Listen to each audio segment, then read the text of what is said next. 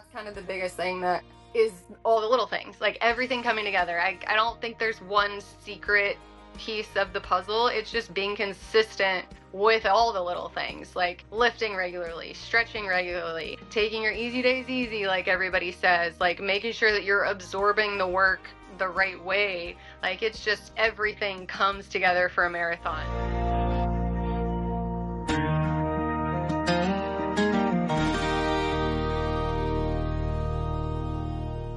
Welcome back to Through Their Stride. I'm your host, Sam Sutton, and today I'm joined by Tennessee-based marathoner Laura Pett.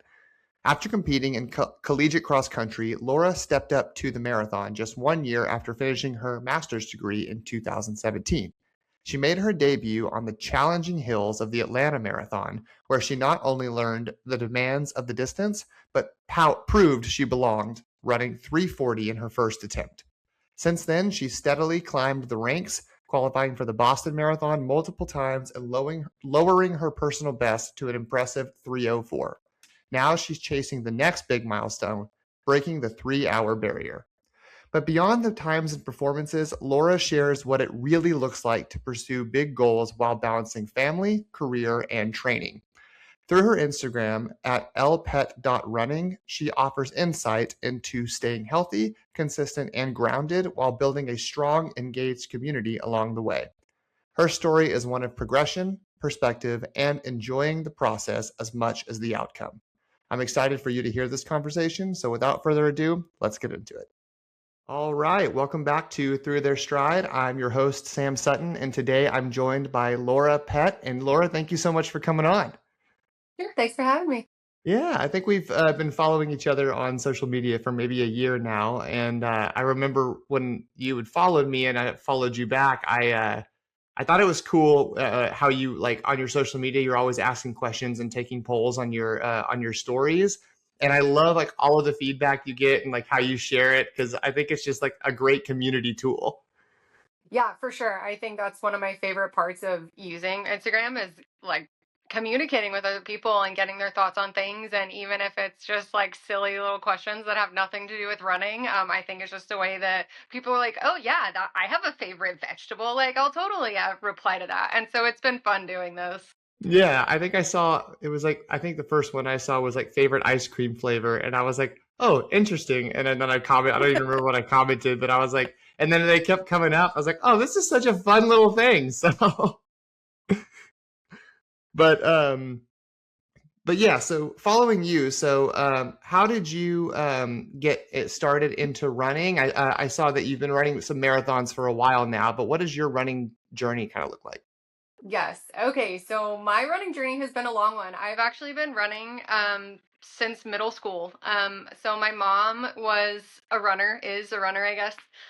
She was running marathons around the time that like middle school cross country started up. And so like her and my dad actually ran track together in college, and that's how they met. So it was just kind of a like they did it, and so I wanted to try it. And so I ran cross country and track competitively through middle school, high school, and college. Before moving up to more of the distances. And then in grad school, I decided to tackle the half marathon. I was like, that's enough. That's still a lot of time and a different race. But I wasn't quite ready for the full. And so then about a year after I graduated with my master's, I took on the first full, and then I have not looked back since, to be honest. Yeah. Well, so where did you run in college? I ran at the University of Tennessee at Martin. And it was, so at the time, it was a strictly cross country school. They have since added a track program, but it was cross country. And then we ran like non-attached for track meets. And so it is a small school in like the middle of nowhere, West Tennessee. Like everybody recognizes its sister school of UT. That's kind of like what any connection would have, but it was like in the middle of nowhere. Yeah. Awesome. And what was your college experience like? And what was the yeah, how was the college atmosphere? College was fun. Yeah. No, I loved being on a team in college. I actually ended up meeting my husband in college, running. He was on the same team. We had grown up like 30 minutes apart, but we didn't go to the same school. And so we ended up running together long story short, we got married. But yeah, the college experience running was a really fun one. I started off on just a book scholarship, which means I basically got like a $500 scholarship and kind of worked my way up each year to a little bit more. So that part was obviously really fun and exciting. But just being on a college team and being a college athlete was such a fun experience. Because there's just so many things that you do with other athletes. So like we always like connected with our other athletes in class, and they're like, oh yeah, they're an athlete, like that's cool. We kind of knew, and it was a small enough school to where like you knew, like all the other athletes on campus knew, hey, that's an athlete on campus. And so that was kind of a fun way to be a college student, I guess. Definitely. Especially in like a small town kind of in the middle of nowhere. Awesome. Well, cool. And then, so you stepped in going into your master's. You decided to step into the half marathon. So, what was that experience like, and how did you find the half? What made you kind of want to sign up, and what was your first half? My first half, so I actually took like 10 months off just because of when the program started and when I graduated. Okay. So I guess my first half was technically before I started grad school. But my first half was a really small half at this park near my parents' house and I want to say it was one of the first years that they had ever done it. It was really tiny, like little out and back, and it was a park that I'd run at all the time. Like I ran growing up, I ran every summer when I was coming back from college. It was just a very familiar course, and so I was like, "Oh, I'll try it." Like I think, and I'm trying to remember what long runs looked like. Like I don't know if I had run 13 miles. Like we did 10-mile long runs, we did long runs, but for cross country, like the distance is a 5K, so you don't need to like we weren't doing, you know, that much mileage. But I was like, I think I can do this, and it's something different. And I just kind of wanted to pick something different than the 5K that I had been racing years, you know, through high school, through college. That was the race distance. So I just wanted to try something new. Yeah. Awesome. And what did that kind of like spark your curiosity about continuing longer distances, or how did that kind of happen? Yes. So for grad school, I kind of said like I am gonna wait on the marathon. It was one of those like with my mom running marathons, and actually so our high school did like a senior superlative for everybody at the school because it was a smaller school, and so they put it out in like the class paper, and my senior superlative was most likely to win a marathon. And so right there, like it's like, oh man, like now I'm destined. I have to do it at some point. You know, you can't not when that's your senior superlative. But I had said like I want to be done with homework. I want to actually do it right. I want to train the long distances. I don't want to just like jump in and finish. I want to actually put the mileage in and do it. And so that's kind of why I waited until after I graduated, because I was like, I don't want to stack that on top of homework and feel like it's more of a chore. Right. Because that jump is big. Like the jump from a half marathon to a full marathon is a big deal. Yeah. Some people try to say that in like on paper, mathematically, that full marathon is two halves, but it's like really No, no, it's like it's second definitely half not. of the second half of a half marathon is not the same as Yeah, the first half. no, absolutely not. Yeah. So yeah, that was smart obviously to stop and to take put your master's degree out in front and like get that done because I mean training for a marathon is almost like a part-time job in and of itself. Yeah. Yeah. Every time I jump oh go ahead, sorry. Goals, homework, like I just didn't want to add something extra. Like I was still running, obviously, but it just would have been so much more trying to do my first one then. Yeah. Yeah. Well, cool. So and then getting into the fool, so what fool did you choose and why? Oh wait, before I ask that though, is your mom still running marathons? She's not still running marathons. I don't remember when her last one was. And I honestly, I need to go back and like figure out what her total count was. She actually like last, I guess October, she had her second hip replaced. So she's had both hips replaced. So she's just kind of like jogging, biking, just doing things to stay active. That's just more kind of her personality.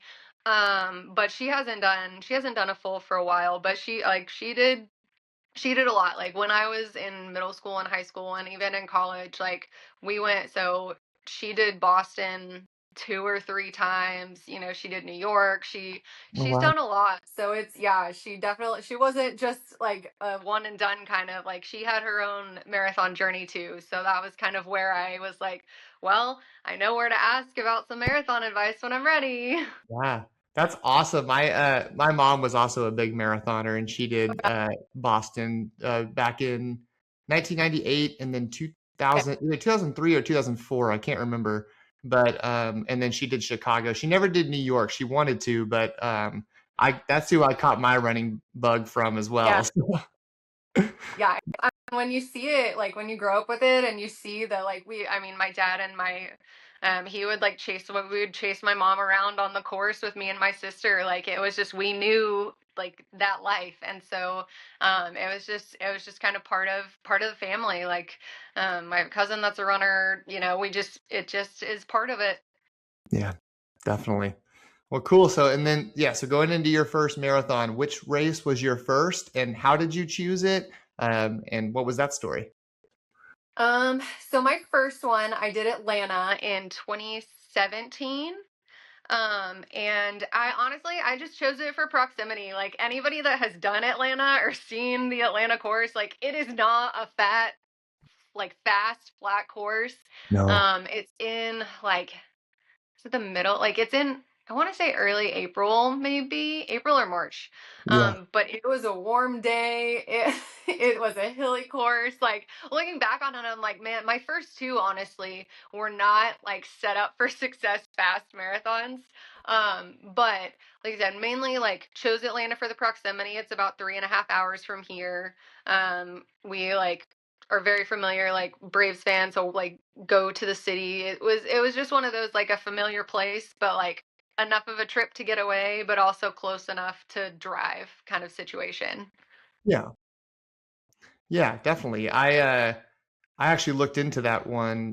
I didn't do it, but I looked into it earlier for this year, and I ended up not doing it just because some things had gotten hectic with my personal life and with my mom. But I do want to do it just because I kind of like hilly marathons. Like Yeah, I like the challenge of them. So yeah. like, and I think I think it's around March because it was around my wife's spring break whenever I was looking into it. Yeah, I don't remember if it was April or March because April, like March is easier for my work schedule, but a lot of them are in April, and so I couldn't remember if it was a March or April. But yeah, it was a fun race. I mean, and like it was a big enough race to where there was enough crowd support, and so that part of it was exciting. Yeah, I just remember it being like slightly hilly for the first one and being like, oh, cool, why did I do this? Yeah, for sure. Well, cool. So, what did make you like think I want to do this again? Like, did the race go really well, and you were like, "Let's go," or was it one of those comeback stories? I wouldn't say either. So I went out, the goal for my first marathon was to finish, and I really was like, I don't want to set a goal because I've never done this before, so I have no idea. Yes. And so my first I ran like a 3:40. So I was like, oh cool, sub 4, like great. And so then you start looking at Boston. That was because I think at the time for me, Boston was like 3:30. And so I'm like, okay, well, Hmm. 10 minutes is not super bad. You know, like when you first do it, you're like, okay, you start to make those landmarks like after every race. And honestly, that's kind of what it's been for me. It's just like the chase of something every time. I'm like, oh, but I still feel like I can learn more. And between now and my first one, I have learned and changed so much about training, Yeah. just from running them. And so I think that's kind of what brought me back, was like, I think I can do more. And I think that there's more that I can ask of myself and change and try, to get better. Yeah. Yeah. And since then, you have qualified for Boston, right? Have you done it a couple times? Mm. Yeah. Awesome. So I qualified for the first time on my third one. And I think ever since I think every race ever since I have. Hmm. Cool. Yeah. So, um, it's kind of funny to hear like everyone's first marathon stories because like Yeah. my first one was like I think 6 hours and 40 some, maybe 6 hours 50. I can't remember. And Okay. that was I similar to you. I chose a very hilly course for the Austin Mhm. Marathon. and Oh, I didn't know what the heck I was doing, and you know, ate it. I hit the wall probably around mile 17, and I was like, I'm gonna have to walk this in.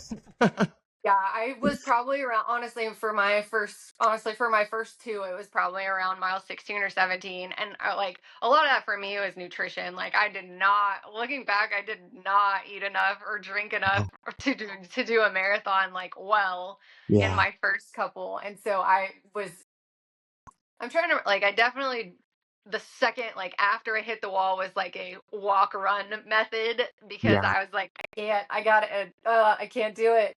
So yeah, those graphs are probably really crazy because it was very much hitting a wall for me on my first couple. Yeah, I think nutrition, I gotta say, nutrition is like the one thing I think for every runner that's the hardest thing to even harder than pacing, I would say, because you just don't know like carbs to time ratio and everything. Like I was doing like one gel every 5 miles after the first race because I was like, I feel like that's enough, and man, it still wasn't. I'm doing like a gel every Yeah, half hour now. yeah. It is Yeah, different. And I think it was one of like my first couple, it was more of that like mid 20s like I'm fit, I don't need to take all that. Yeah, you still do. It doesn't matter yeah, how fit you are, your body is still exerting effort for so much time that like it doesn't matter, your fitness can't keep up with that. Like that's not the way the body is made. And so I think that was the biggest thing for me was trying to like be like, well, yeah, you still do need to eat that though, even though you're fit, it doesn't matter. no, yeah. I think I heard Roy Linkletter on a podcast earlier this week, and he was talking about like him coaching Truett Haynes now, and was like, he, like he was describing fueling as a fundamental of the sport. And Mhm. it's one of those like things where it's like to pro marathoners, that's just how they think of it. It's like, oh, it's a fundamental of the sport. But for Yeah, most runners, we're like, it just doesn't click in our mind in that way, but it yeah. totally is. Wild because you're like, yes, all of these pros are doing that. So why does it feel like something that everybody shouldn't be doing? It doesn't make Yeah. any sense. But you're Yeah. right. Yeah. Well, cool. So, and since then, I mean, since you've done your first race, you've obviously progressed like pretty well, and you're hitting some pretty great times. And what was like the story of your progression? What are some other things that you learned along the way that helped you, and what are some things that you would credit most in your progression? Oh, I go. I don't know if there's any one thing.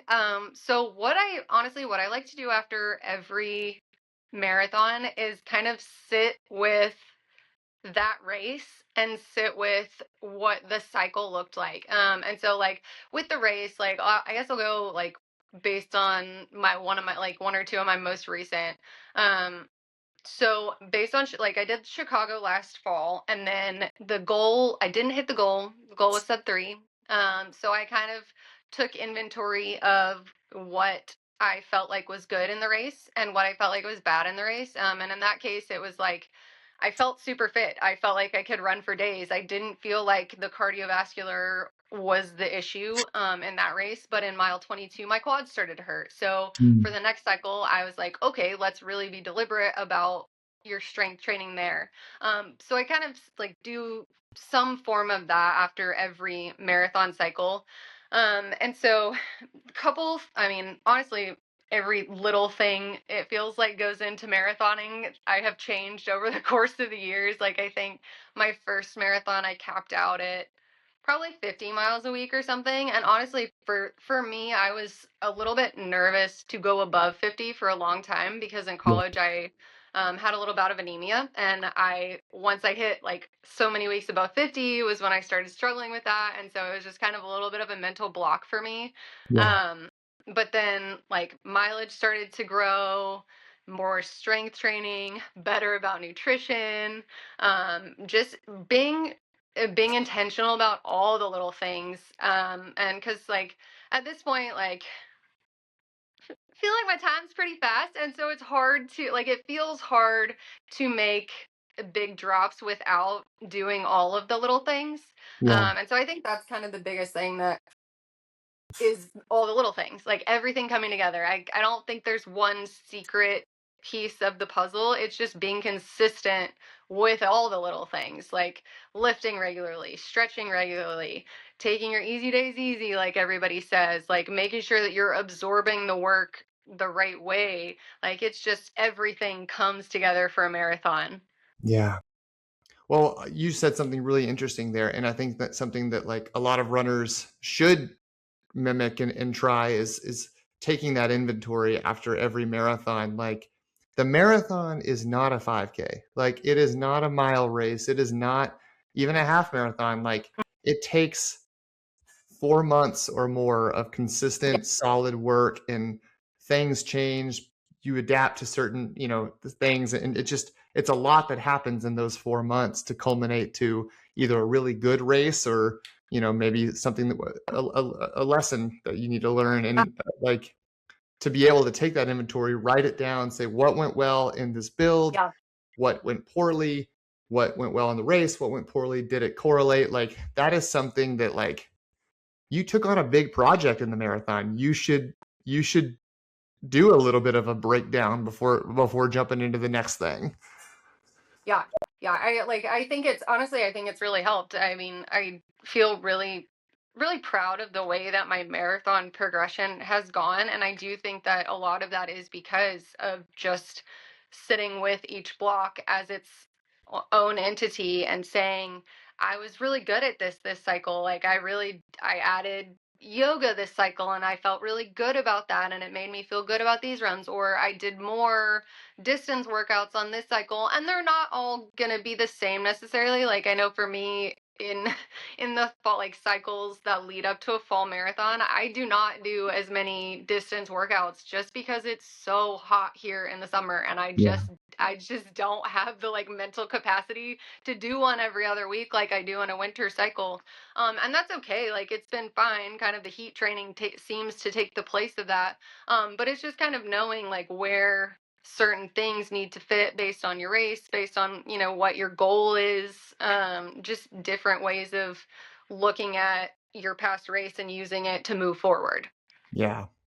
Yeah. Well, you said something else there about heat training right now. So you live in the South as well. I think you're in Not quite Tennessee. as you, but yes. Yeah, but it's still hot in Tennessee. Like it gets into the 90s pretty frequently. And Oh I yeah. had uh, gosh, man, Adri Ducharme on my podcast Oh yeah. 2 weeks ago, and she's in Florida with the humidity, and I'm like, us Southern runners, I think, are just built different.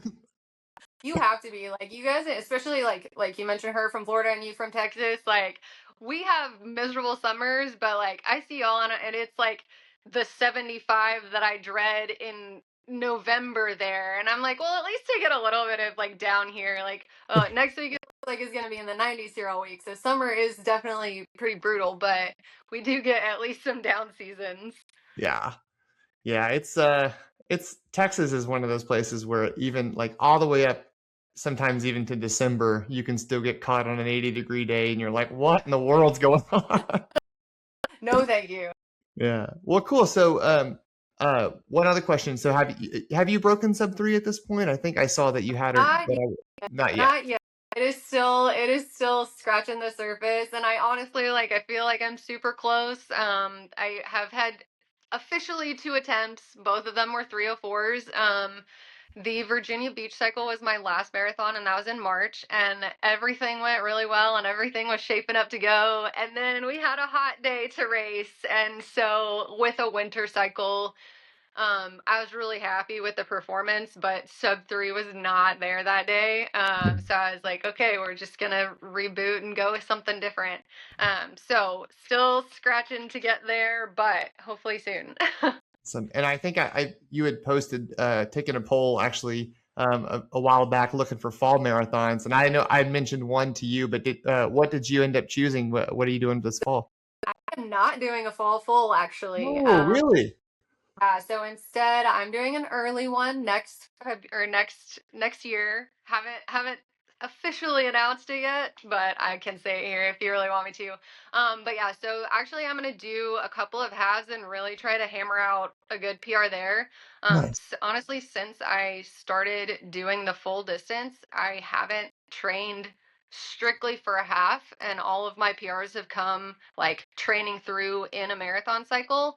So I'm really excited to just actually focus on the half. I have like three lined up, but really two that are to race. The other one's a hilly course and just kind of a fun local one that I want to do.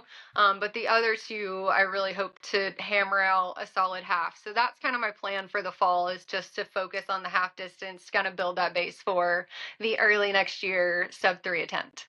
Nice. Yeah, that's periodization is very important in training. I haven't done a half build since probably last winter of 2025, and Okay. I ended up breaking 140 for the first time, and I did 138. And but I love periodization. Like I was working on breaking 20 minutes in the 5K for the past several months, and I ended up doing it in May, so I was pretty stoked about that. Yeah. Um, Hitting those big goals is so satisfying. Yes, and I love the side quests outside of the marathon. Like half, 10K, 5K, because like that's what's gonna raise that ceiling. I like I said, I have not actually had a half marathon since I started fulls. Like I just kind of will be like, oh, I'll do it as a distance workout. But in that, I've probably broken my half PR like 3 or 4 times doing that method. And so Yeah. I'm like, man, what could I really do if I trained for a half, if I tapered for the half, if I actually like didn't hammer like a 70-mile week during the week of the half? Like, what would that look like? Yeah. So I am excited to see what that's going to look like in the fall. Awesome. Well, fun. So yeah, I'll definitely be following that because it's always interesting to me when a marathoner takes on a shorter distance because I'm like, man, I don't think you have any idea like what you're going to be capable of at those smaller Yeah. distances. So Yeah, it's like I said, it's very exciting because I haven't done it this way in a while. Like obviously I've run halves, like I've done tons of halves mixed in, but I haven't like truly trained for one in so long. yeah. Awesome. Well, one of the reasons I wanted to have you on as well is one of the things I like about your channel is you're very like you show a lot of like how you show up for your kids, and for your family outside of just your daily work and your daily marathoning. And I think it's a really respectable thing because I think a lot of people can get caught up in the weeds of their own goals and kind of start neglecting their own like the things that matter in their lives. And I made a post about that earlier this week of like you you should push and you should reach for goals that are meaningful to you, but don't lose sight of what you have around you. And I think you do a great job of that. So, what is it like, getting into the car, taking your kids to practice, taking your kids to school, working for them while still chasing these big goals? So I am very fortunate to have a job that makes me be able to fit the running in at a time where like my son is at daycare, like at pre-K. So I don't work until the afternoon. I work at a high school. Nice. And I work with all the sports teams at the high school. And so I don't go in until later, and my work during the day is just kind of a little like work from home, do notes when you have a chance. And so like I said, I'm very fortunate to have a schedule to where I can make it work for me. Hmm. Um, and then my husband is actually a track coach and cross country coach as well. And so he is very helpful of making it happen. He is also really active, runner. And so like honestly, as soon as my son was born, we basically were like, okay, who gets what day for long run? And so I think having somebody that understands, and like I mean more than understands, like he is one, he has his group of friends that he runs with, he has his goals that he wants to chase.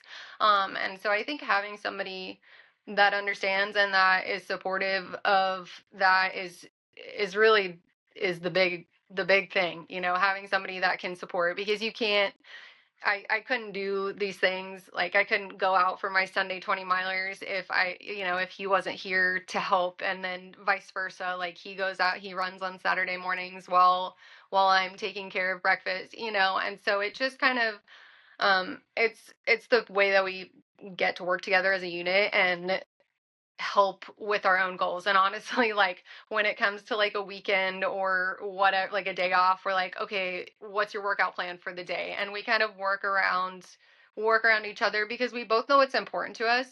But I also think doing it that way and just being open about it is helpful for our son to see, like, oh, mommy and daddy are gonna go run, that's cool, okay. And it's so cute because like my husband will do like core while we're watching a baseball game or whatever, and so my son will get down and like do it with him. And so I think like bringing it as a part, because it's a part of us, we met running, so it is definitely a part of both of us, and so we just kind of embrace it as a family and keep it open and keep it like part of us, which it is.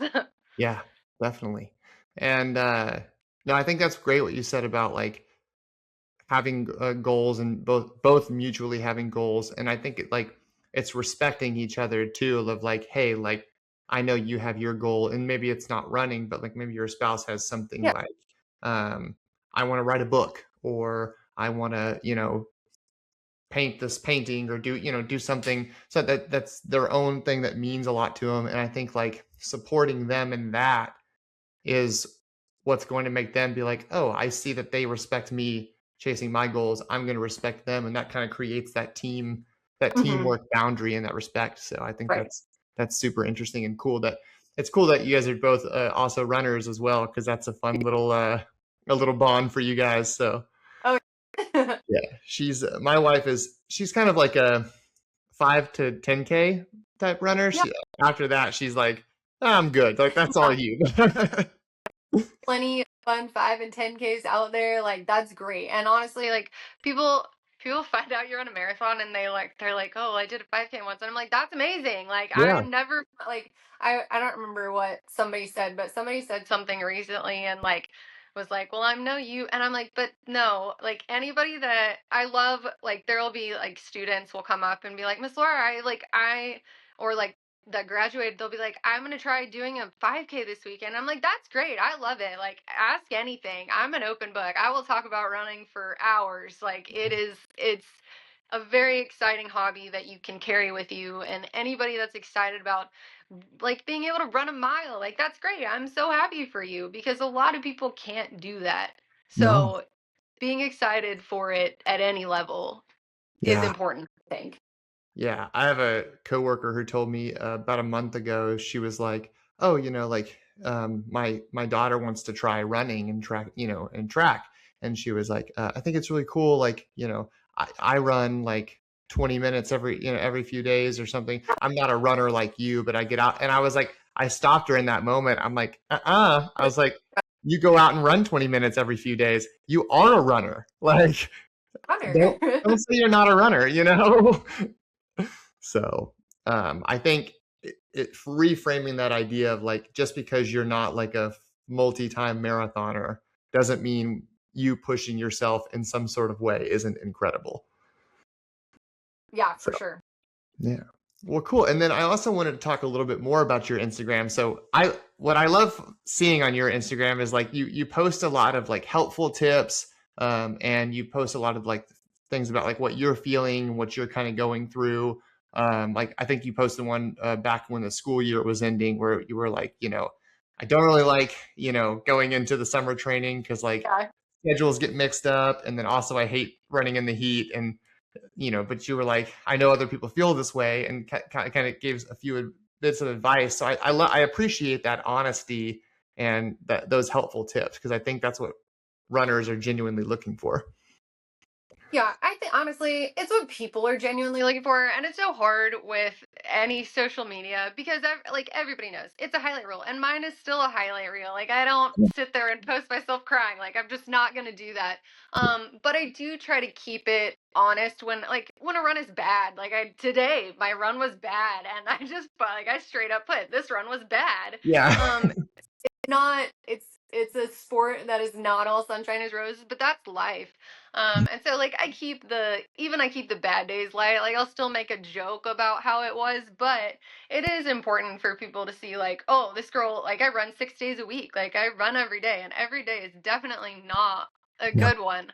And so it's kind of keeping a balance of keeping it positive, but also keeping it genuine to what I feel about it. Yeah. And that's kind of what I guess the goal of my pages is to just be me. And keep it like real, but not too like heavy. Yeah.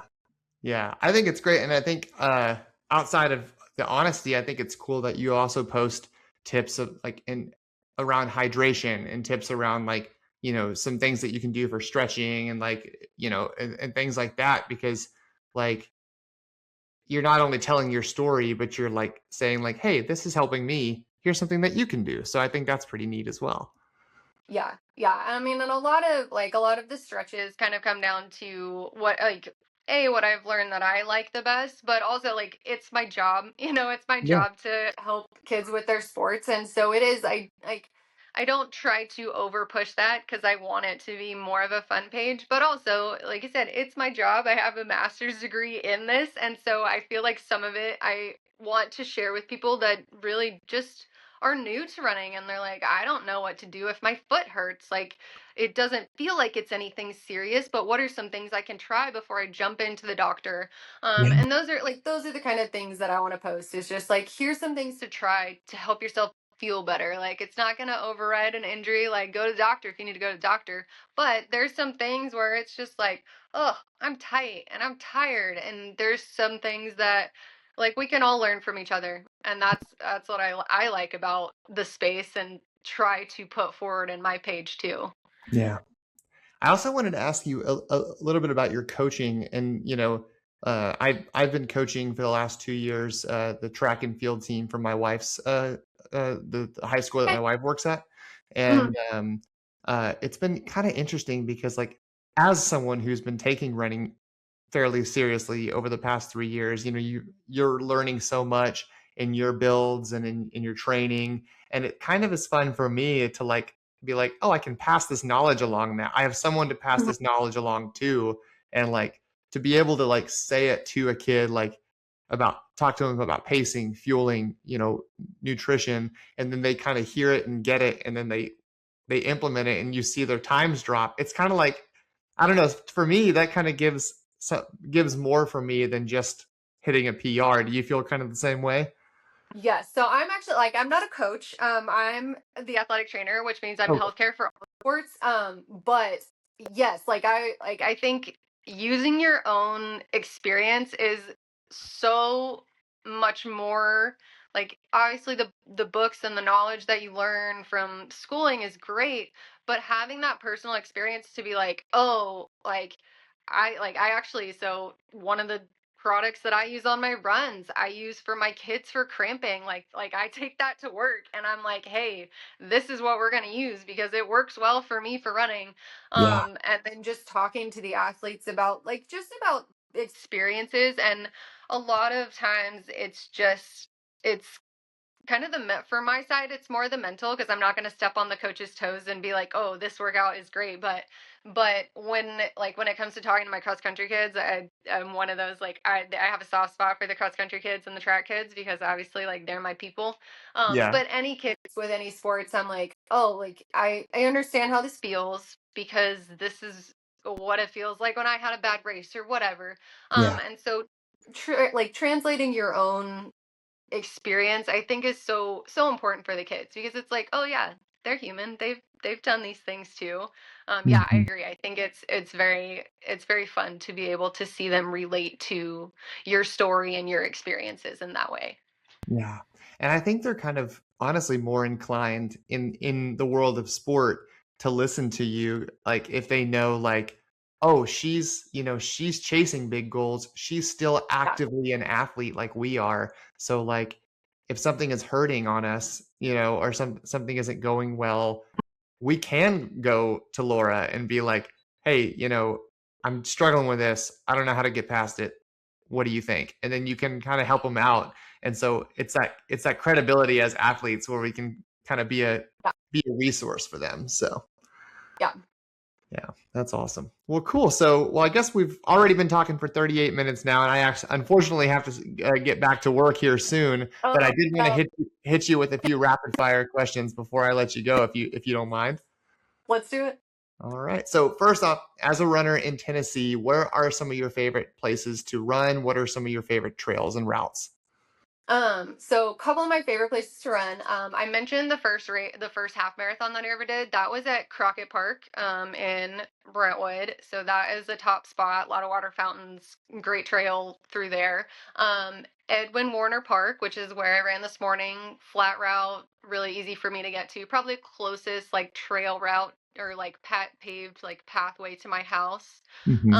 Shelby Park for down, like if anybody's just visiting downtown and wants a place to run in Nashville, look up Shelby Park. Go park at the nature center. It's like it is in Nashville, so it's not this like always the safest. So go park by the nature center, and then go out, and it's a great greenway out there. And those are probably like three like that are parks like pathways that I would recommend around here. Awesome. And then, what are some things that you usually listen to on your runs? What do you love to listen to?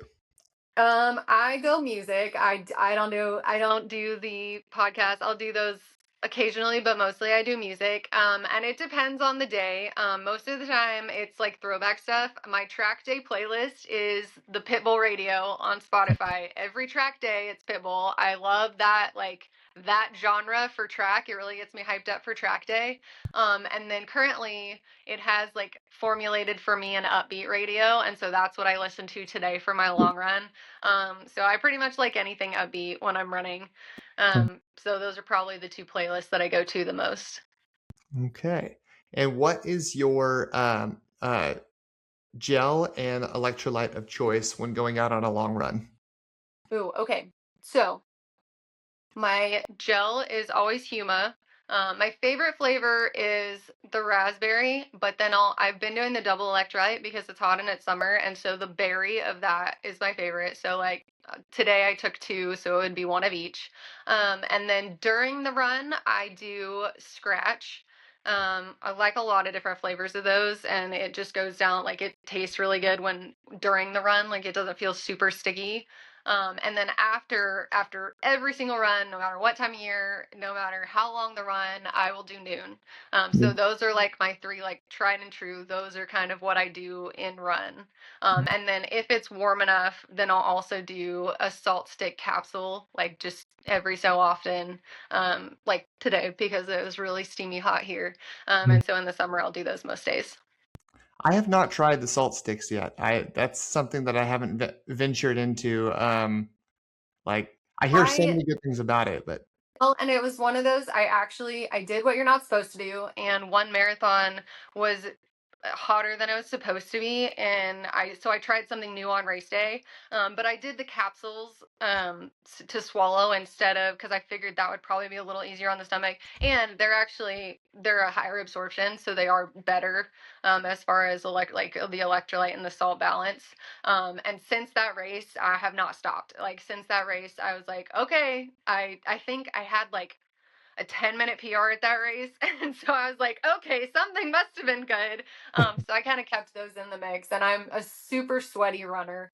And so having that extra little bit of salt has been great. And that's the one that I was telling you that I use, but I also bring to the school for my kids. So yeah, awesome.